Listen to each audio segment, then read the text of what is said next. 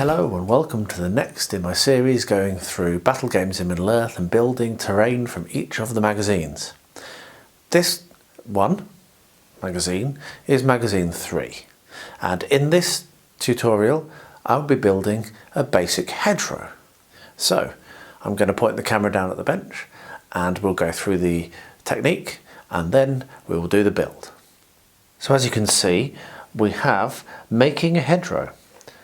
Although a flat gaming table is all you need to play games on, it will look much more impressive with the addition of some scenery, which is true.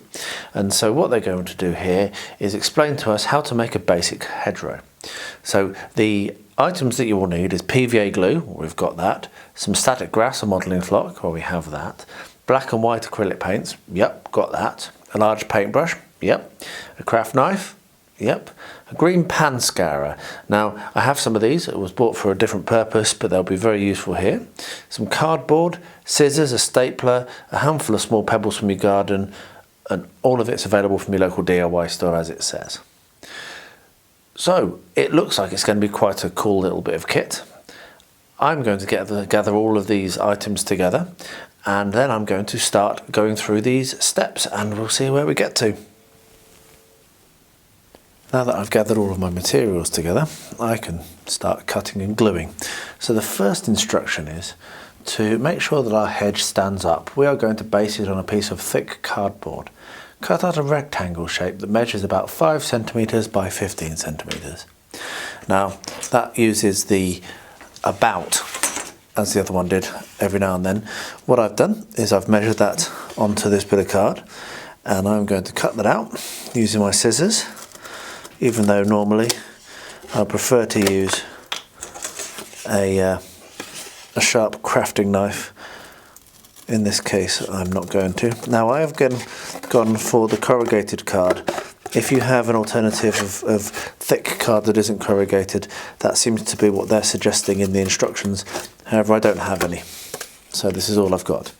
Now step 2 is using your scissors, round off the corners. So again, the same as for the ruins, we're going to round off the corners, which will give it a little bit more chance of not getting damaged. I believe that's why they're doing it. So very quickly there, you can see how quick this is, it takes no time at all. There we are, so we've rounded off the corners. Now forming the hedge. Cut a rectangle measuring 5 centimeters by 15 centimeters, so the same size as this, from a scouring pad with a pair of scissors or a craft knife. So I have some super scissors I bought when I was in Belgium, which is what I'll use for this. Now this scouring pad, I believe this is probably why they've chosen those dimensions. This scouring pad is already 15 centimeters, so all I'll need to do is measure 5 centimeters roughly and cut from there. So let's see what we can do with this.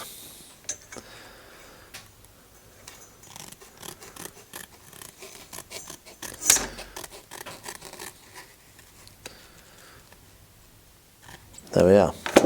So we have cut that. It is already 15 centimeters near enough, and that is now 5 centimeters. The next instruction is carefully fold the pad in half along its length. Your hedge will now be the correct height. It says right height. I don't like using the word right. Staple the pad together where the two sides end. Okay, so we'll get our pad, this one, and we'll fold it in half. And we will put a staple in the bottom, like this. Here's my stapler. And there's one. And we'll go to the other end and put a staple in. There we are. And then what we'll do is we'll put another couple of staples in the middle. I think they're probably 4. It says 3, but I think I would rather have 4 just to make it a little bit more stable. There we go. Drop the stapler. There we are. So we have our hedgerow taking shape. Next page. At the end of step 2. Step 3, attaching the base. Pour a line of PVA, neat PVA, down the middle of the length of the card you cut out in step 1. Position the pad onto the cutout. Stapled end at the bottom, so stapled end down. Gently apply pressure to the top of the pad to make sure the glue sticks all along the bottom. Leave the glue to dry overnight. well, that's some quite good instructions. So let's just quickly clear this away a little bit. I will get my base, that is what I like to use, so I don't have to pick it up. I can carry it with this, don't have to touch that. I have my PVA, which is neat, and I will put a bead of this down the centre of the cardboard. And I'm not going to be shy with it. There we are. That's me not being shy with it. There we are. Now we'll take our scouring pad and we'll press it in.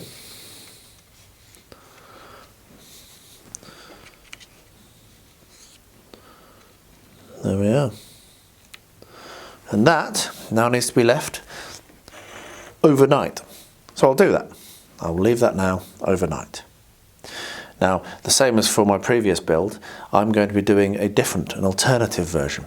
So what I'm going to do now is put this one to one side, get the materials together for my alternative version, and then I'll be back again in a second to talk you through that. And so we're ready for the more advanced version of this build. And for this, I have a couple of extra tools. You can see my Stanley knife here, and I've got a Sharpie here. And I've got two different materials. I have some extruded polystyrene, just a scrap. Hopefully that'll be the right size. I may have to find something else. And also this, and this is rubberized horsehair.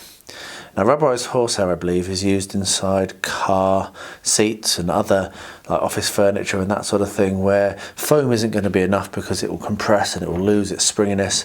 But this is very resilient and therefore gives comfortable seating for a very long time. That's what it's for, I believe.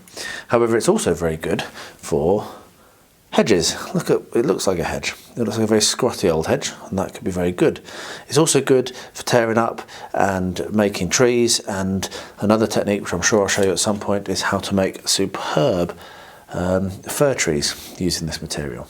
But for now we're going to use it to make our hedge. So this is going to be a little more involved and a bit more work than the Games Workshop, the Battle Games in Middle-earth version, but hey, what's the fun in just doing simple things? It just might take a bit longer. So being very careful with my very sharp blade, what I'm going to do is mark out on here roughly where I want it to be cut. And we're doing the foam because we're actually going to put some structure in to the inside of that to hold it in place, because yeah, it can sometimes be a little finicky to glue. So with that roughly in place, we will gently at an angle start carving away. Now the key point here is we are not looking at having it that thick. So we're going to end up trimming it down quite a lot so that it's quite a nice depth, not too big. But the key point is this is a rough bit of polystyrene, so you can kind of just trim it off quite easily. I like the green, kind of greeny blue stuff. It's got the right, it's not very hard to carve, but it's also quite firm. It's better than the polystyrene, the white stuff, the expanded polystyrene. That just balls and goes everywhere. So we'll keep carving and keep carving.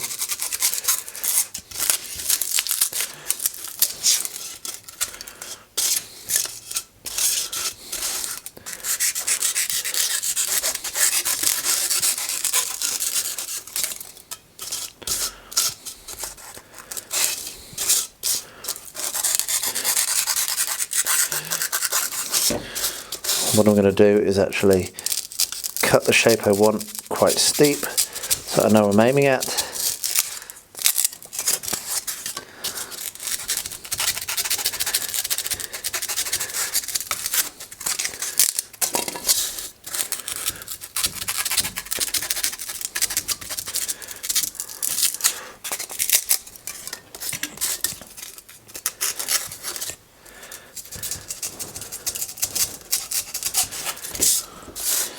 There we are. So there we've got a relatively good shape, and what I'm going to do is simply come along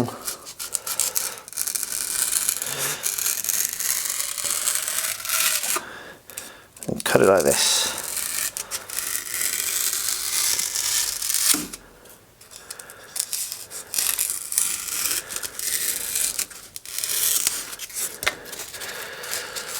with that done, there we are. We have our base. Now that's nice and slim and thin. And what we're going to do now is we're going to put through the what's going to be the stalks or the trunks of our hedge. So let me gather that material together, tidy up here a little bit, and I'll be back very shortly. So when I was recording this, I forgot to turn my microphone on. So you've got a voiceover. What I've got here, I'm getting some cocktail sticks out and I'm cutting them in half. Now what you'll see is I don't actually try to use the scissors to cut all the way through the cocktail stick, rather to score into them just a millimetre or so deep, and then I actually snap the cocktail stick by hand. Now the reason I'm doing this is if you try to cut all the way through with the scissors, then you risk the cocktail stick halves spoinging across the room or maybe even into your eyes. So be very careful. You can also use a craft knife to do this. Next up, I will push these cocktail sticks very gently and not all the way through into the base. Don't go all the way through, otherwise you'll end up spiking yourself when you pick up your terrain piece, which isn't really what you want to be doing, I don't think. I went for 4 because I think that should be sufficient, and as you can see, I was right, that's a good spacing for this scale. Next up, we're going to look at the actual horsehair. Now the horsehair has a lot of glue on it and a lot of oddities, and it is an amazing material to make various things with. In this case, what I'm going to be doing is cutting it down to the length, 15 centimetres as you know, and then I'm actually going to take off the gluey bits, so the front and the back. The reason I'm doing this is, in my case, I want this hedgerow to be a bit squattly, a bit scraggly, and not really to be as full as the other one, which looks like a topiary, frankly. So I pull the front and the back off, as you can see, and that leaves quite a sparse structure, which is what I'm looking for. Now you don't have to do this if you don't want to. If you want to have a more complete structure, feel free to leave the gluey side on, but this is what I'm aiming for. So we are left with the framework and the outline of the hedge, and it looks pretty good. So the next thing we're going to be doing is getting our PVA and putting that along the base and dolloping it on top of the uprights. So we do this to secure everything in place, and I am quite generous in my application of the PVA here, and I make sure to get it onto the sticks as well as all the way along the base. As you can see, this isn't trying to be neat and tidy, we're just lumping it on there. The next step I could potentially have done in a different way. What you'll see is there's actually a bit of a struggle to get the cocktail stick to go through the material of the rubberized horsehair. Another way I could have done is I could have put the cocktail sticks into the rubberized horsehair from the top and then stuck that onto the base. Either way, whichever you find easiest. This is just the way I did it at the time, and it turned out okay in the end. It stuck all right and it wasn't a big problem. So with that now pushed down, what I'm going to be doing is setting it in and using my finger to smooth the glue out and just make sure that there's a very good bond. And then pressing it onto the uprights, onto the uprights. Now you can see they are quite visible, but again, that isn't a problem as we go forwards with this technique, so don't panic yourself on that. So there we are. Apologies for having to do the voiceover. I hope that has been okay. Onwards to the next step.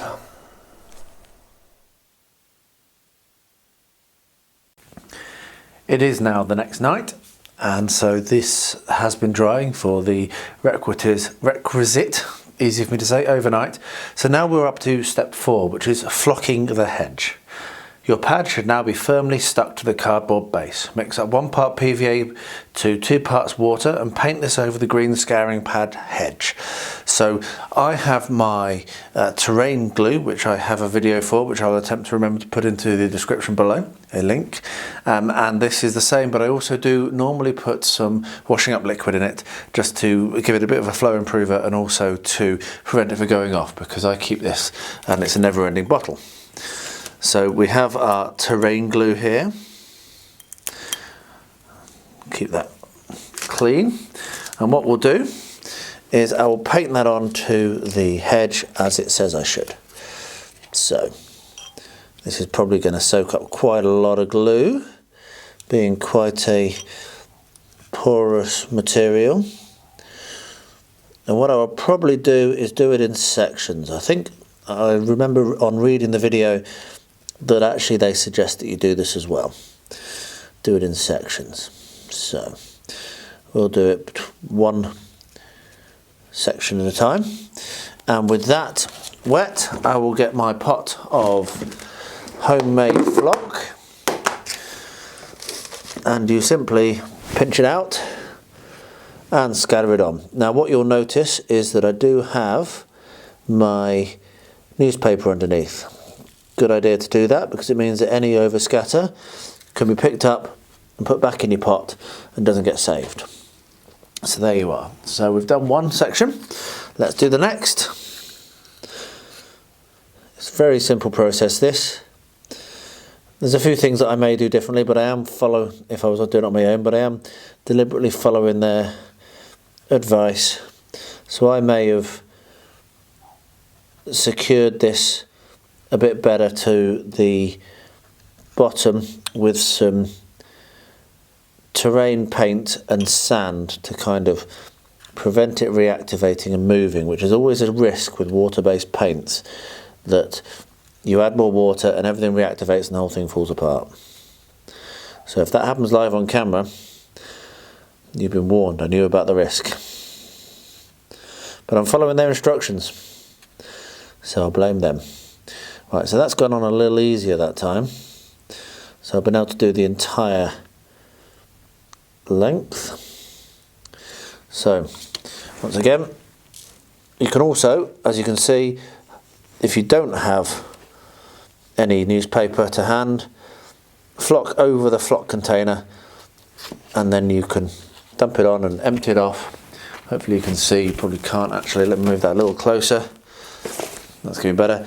So you can dump it on and shake it straight off into the container, and then that gets a good coverage. There we are.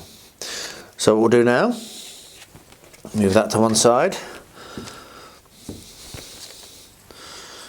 is paint the rest of it on the other side.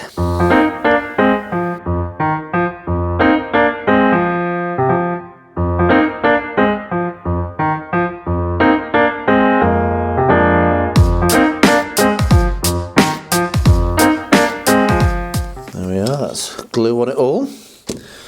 Let's do the flocking again.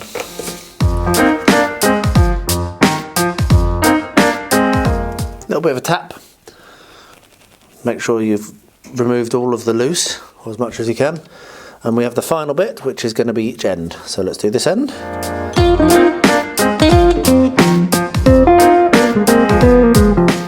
And then the other end.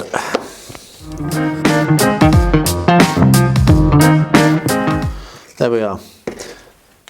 That is exactly as the instructions said.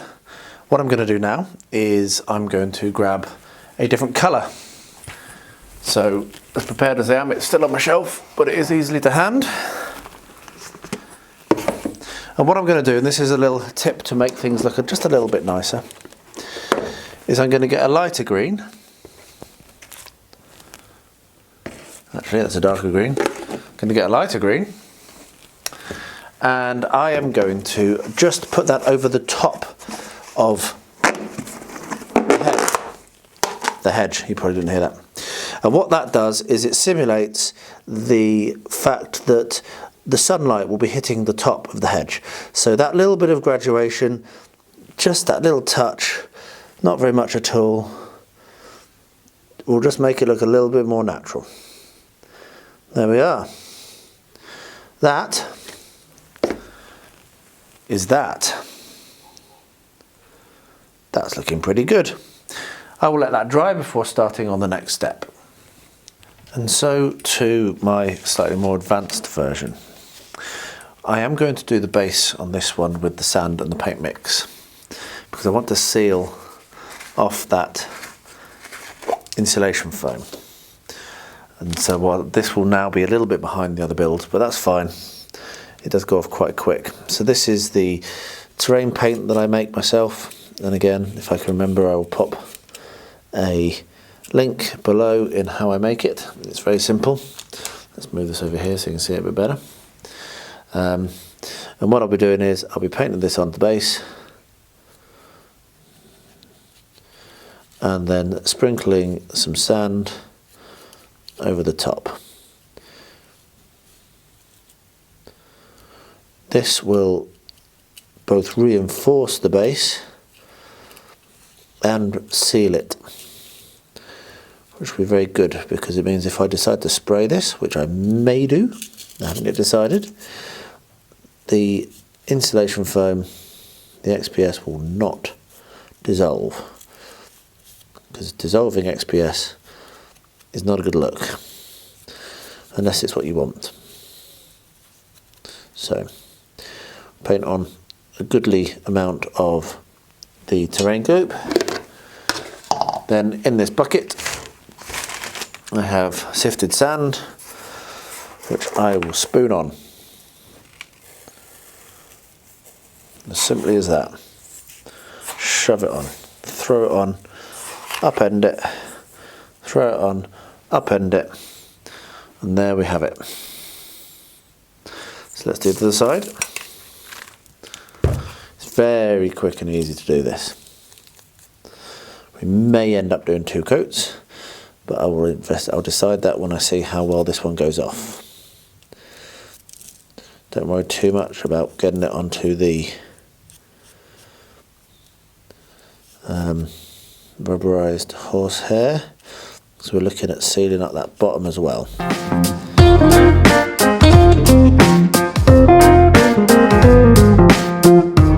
Again, sand, spoon, shovel it on, like that.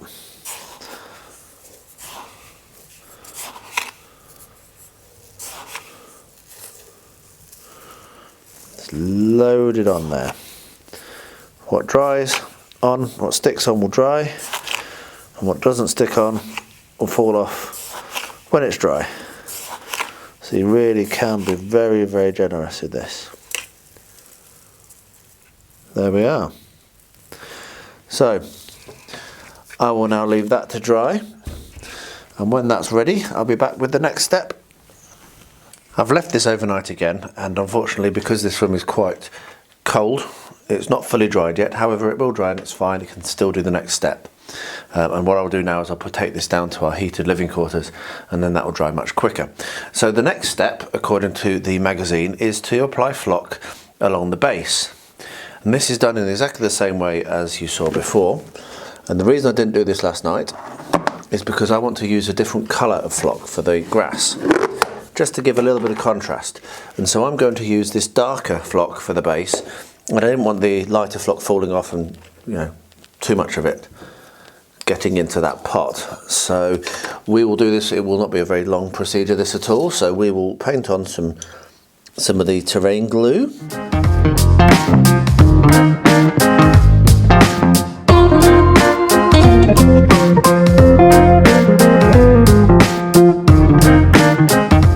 And then with the flock,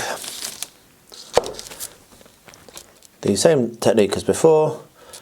Pick this up carefully, get the flock and sprinkle it on, like so.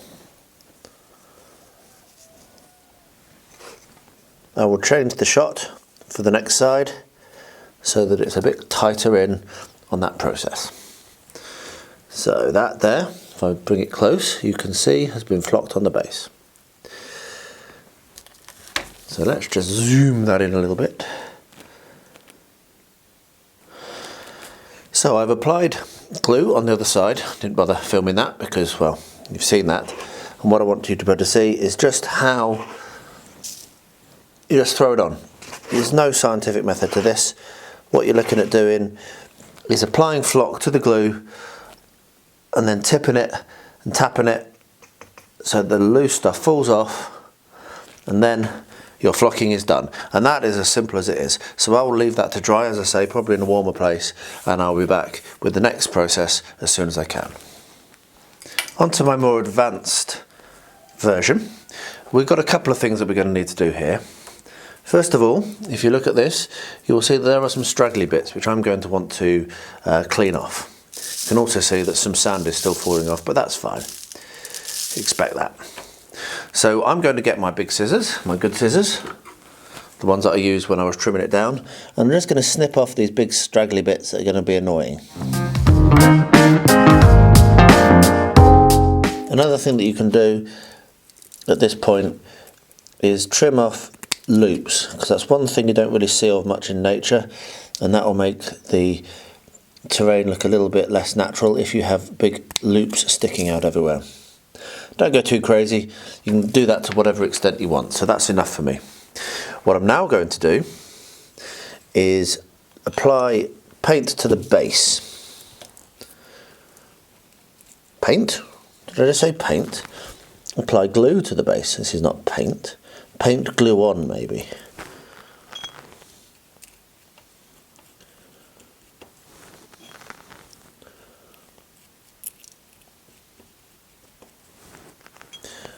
This will be for two purposes. One of it is to seal the base just once more, and the other is I'm going to put a light scattering of flock down. And I'm only going to do a light scattering on this one because I would like for my base that I painted to show through. So for this I have my grass colour, and I'm going to do the standard flocking technique, but not quite as brutal as I did on the last one, because I want a light one. So for this, I've seen lots of people using lots of different techniques. Some people use little scattering tools that they make out of tights and stuff. I just take a pinch and then do that motion. I'll do that close to the camera. That motion, and that allows me to just release a little bit of flock, just enough but not too much, so that I can get the effect that I'm looking for. So we'll do the other side. As I say, I am putting the paint all the way over the base, not just where I want the flock. So that's the technique that I'm going for.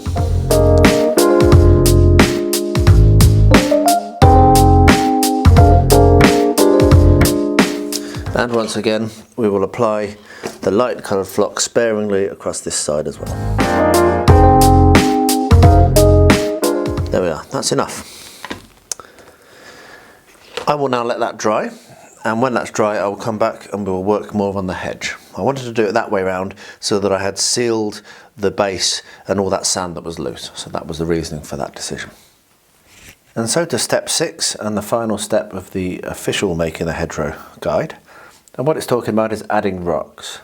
So as an optional extra, and we're going to do that clearly, stick a few rocks and pebbles onto your base. Find a handful of small pebbles from your garden, little jagged bits look best. Stick them on the card base at the foot of the hedge using PVA glue on its own. This adds an extra level of realism to your finished terrain piece. And so what you can see in front of you is 2 buckets. We have Builder's Sand number 3 and Builder's Sand number 4. Now what that refers to is, I've mentioned this in the past I think, I actually have 4 different sieves, and I get my builder's sand and I pass it through those 4 sieves into 4 buckets and label up which one it is. So you take the finest out, that goes in builder's sand number 1, that's what I use for my terrain, basing material and soil, and then up to 4, which is the largest size. So what we'll do is we will run some small beads and put some small blobs, technical term, of PVA in places on this base. We'll put one there, and we'll put one over here, and we'll put one there, I think, on this side. So we'll just have 3 sections there. And what I'll do is I'll get some from the large box, which is about that size, so still quite small, and I'll drop some of them on carefully into each of those blobs of PVA. I really should have kept them in my pinch, because that was hard to recover then. Okay, so proving that I'm right-handed there.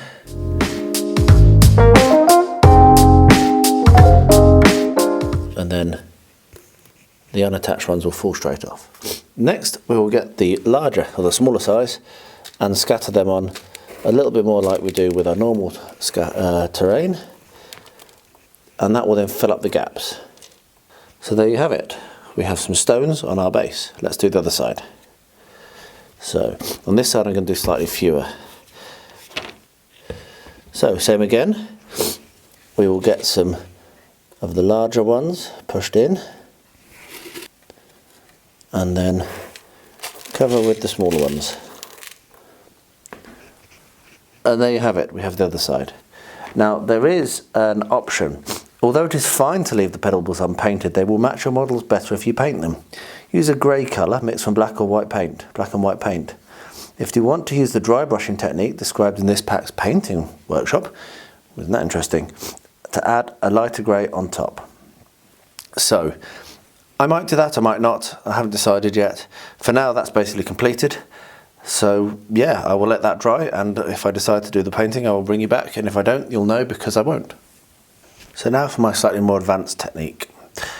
Where we're up to here is we're actually still flocking the actual hedge. We haven't actually put any flock on that. And I've got my homemade flocks again. I've got a dark green and a slightly lighter green. This hedge is going to look like one that's a little bit older, a little bit less well kept than the official one. And that's why I've picked the darker colours on the flocks. So I'm going to make use of my watered down PVA here mix, and it's going to be basically the same thing. So we're going to apply that onto the rubberized horse hair.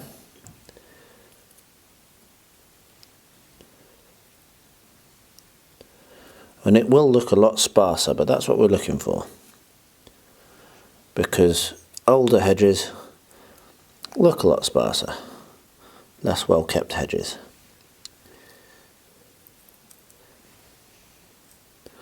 So with a good amount of paint on there, I keep saying that, good amount of glue on there, I'm going to do my liberal application of the dark. Simple as that. A bit more so I can see some glue. There we are. So what we're then going to do is turn it around and do the other side.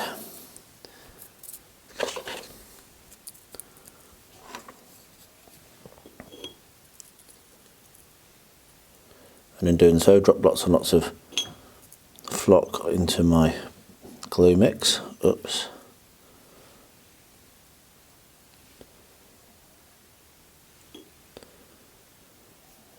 And at this point you want to make sure that you're hiding the uprights that we used for securing the actual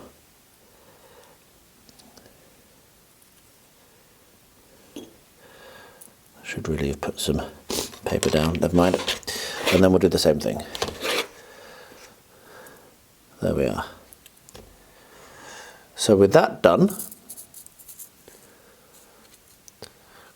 on that side, I'll let that dry a bit and then I'll put the lighter colour on. Actually, no I won't, I'm going to put the lighter colour on straight away. Because not very much of it will stick, which is what we want. So there we are, you can see there's a little bit of a contrast, and I will now do the other side. But I need to wipe my fingers because they've got glue on them. So I will stop and I'll do that and I'll come back when I'm done. And so we come to the end of another magazine from Battle Games in Middle-earth, magazine 3. I'm quite impressed actually with this one. Here is the finished product, if it will focus, there it is. And you can see, I mean, it looks brilliant. It's actually really good. I'm going to make more. It looks more like a prepared hedge, so maybe something that you would see in the gardens or in a public park rather than a natural hedge that you would see in the wild. However, my second hedge, the one that I made with my own technique, well, that does look like a wild hedge which has not really been looked after or anything. And so from this tutorial you've got the opportunity of making hedges for gardens or for castles or for whatever, or hedges that will look really well in a much wilder environment. I do hope you've enjoyed it. I hope you've built along. If you have, please get in touch and send photographs, and I'll be very, very happy to put them into a forthcoming video in this series. I was asked at the end of the last one to take some better photographs of what I've produced.